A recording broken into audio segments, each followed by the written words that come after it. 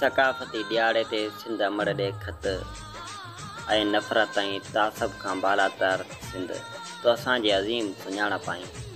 तूं जेका सदियुनि जी सदा आहीं, तूं हिन देदावर दुनिया जे विशाल नक्शे ते बादलजियां बांवरी आहीं। तो मोहिन कल्पना जे ख्वाब में ईंदड़ उहा मबम ऐं धुंधली सिंध आहीं, जंहिंजे घिटियुनि खे ॿुआरण लाइ हिन भंगी थियणु चाहियो हो। तो हसन दर्स जे ख़्यालनि में ईंदड़ पिरीं जे पाछे जहिड़ी उहा हसीन नगरी आहीं, जंहिंजे लाजवाब लैंडस्केप तां लहंदड़ सिजनि खे मोहाणे ॿार वांगुरु मोही मारींदो हो। तो इरफान लुंड जी नई कविता में गुज़रींदड़ उहा सिंध आहीं, जंहिंजी मिटीअ अञा मुकमल तौरु कलमूं न आहे भरियो, जंहिंजूं सांभराऊं अॼु बि मोह रक़्स आहिनि। तो मिस्री शाह जी उहा शाइरी आहीं, जंहिंमें इश्क खे इमाम बणाईंदे मोहबत खे मज़हब कोठियो आहे। तो क़दम खां आदम ताईं पहतल रुबीना अबड़ो जो उहो फ़लसफ़ो आहीं, जंहिंमें मज़हब खां इंसान वॾो आहे। तूं दोस्ती जो धर्म निभाए भूमि जो भरम रखंदड़ हांसी सोढे जी उहा हुबल वतनी आहीं, जंहिंजा गीच ॻाए नगर जूं नारियूं पंहिंजे पति परमेश्वरनि खे महाज़ ते मोकिलींदियूं आहिनि। तूं शेख अयाज़ जी शाइरी में शौक़ झोलियूं बणिजी छिलकंदड़ उहा किंजर आहीं, जंहिंमें कई निमाणियूं नूरियूं लहरूं लहरूं बणिजी नचनि थियूं।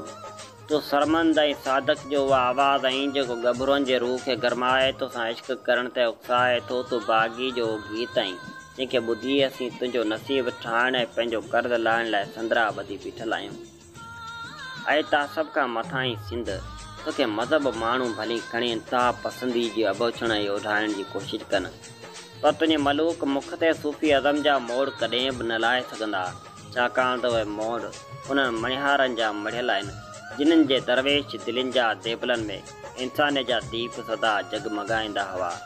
तूं तासब ऐं नफ़रत जहिड़नि नापाक नज़रनि खां मथां ई आहीं। तूं अॼु बि उन अभम ॿार जी भोली भोली आहीं, जेको दुनिया जी कंहिं बि क़ीमती रांदीके ते राज़ी न आहे थींदो, पर प्यार जा ॿ ॿोल उनखे पाणी करे छॾींदा आहिनि। तो में अॼु बि होलियूं ॾियारियूं ईदूं गॾिजी मल्हायूं वञनि थियूं। तो मज़हबी एकता जो दुनिया लाइ मिसाल आहीं। तो में राम रहीम ईसा मूसा नानक गौतम सभु मेठ मोहबत सां रहनि था। मज़हबी मतभेद खां मथां ई आहीं। तुंहिंजी सूफ़ियाणी सरज़मीन में अॼु बि राम जे गाम में मल्हाइजंदड़ होली जा हरदई रंग रहीम जे अङण ते हारजनि था, त डूंगर मल जे घर में ॿरंदड़ ॾियारी जे ॾींहंनि जी रोशनी तरियल तौमनि जे रूप में गुल मोहम्मद जे घर बि पइजे थी। ईद उल फितर जो फितरियो घनश्याम खे मिले थो, त ॿाकरे ईद वारो तेवण तनुमल बि ढव ते खाए थो। पीर पिथोरे जी माड़ी ते सरदार शाह सिर झुकाए थो, त लजपाल लतीफ़ जी दरगाह ते मोहनलाल बि मथो टेके थो। ऐं जीजल तुंहिंजी सकाफ़ती रंगनि में बि मोहबत जो सॾु समायल आहे। उहो सॾु वरनाए लाइ असीं हर साल दिसंबर में तोसां इज़हार मोहबतनि जो वर्तन वरजाईंदा आहियूं। इन मां बाद जदीदियत वारे दौर में दुनिया भली खणी नवां नवां सकाफ़ती रंगनि ढंग अपनाए चंड खे चूंडड़ी हणण जी कोशिशि करे, पर असीं अॼु बि तुंहिंजे अजरक फुलनि जे कहकशान में पंहिंजी शान जा सितारा जगमगाईंदे ॾिसूं था। असीं सिंधी टोपी जे जरकंदड़ कावनि में सभ्यता जी सूं सम्झी सिर ते सजायूं था। असीं कखावनि घरनि ऐं पटके जे बरनि में तुंहिंजी इज़त महफ़ूज़ सम्झूं था। असीं छेड़े सां लेपेटियल होटलनि ऐं झोपड़ा होटलनि ते कांब करे वेही खीर पती चांहि पीअंदे तुंहिंजी साराह जूं सुर्खियूं भरियूं था। नए दौर जी हिन दुनिया तरक़ी जी डोड़ में भली खणी पंहिंजे माज़ी खे विसारे, पर असीं तुंहिंजी क़दीम सूंह खे कॾहिं बि न विसारींदासीं। असीं तुंहिंजे दिलि में दफ़न थियल दरवेशनि जे दरगाहनि ते मेला मचाए तुंहिंजे मोर खेड़े जहिड़ी सकाफ़त खे जीअंदा ॾींदा रहंदासीं। असीं उठनि ऐं घोड़नि खे कुंवार जा सिंगारे तुंहिंजी सरसर ज़मीन ते सदाईं डोड़ंदा रहंदासीं। ऐं जीजल असीं तुंहिंजा सबाजड़ा मारो अॼु बि सहरा खे सतर सम्झूं था। असां पाबूड़ा पाण नाहे विसारियो, असां किरणनि जा ॾीआ खाए डुली ऐं रुली बि बाबाणे वतन सां ॿटी दिलियूं लॻाए वेठा आहियूं। असीं तुंहिंजे सदियुनि ऐं पुराणी सकाफ़त महिमान नवाज़ी जो मान रखी महिमाननि खे महान सम्झूं था।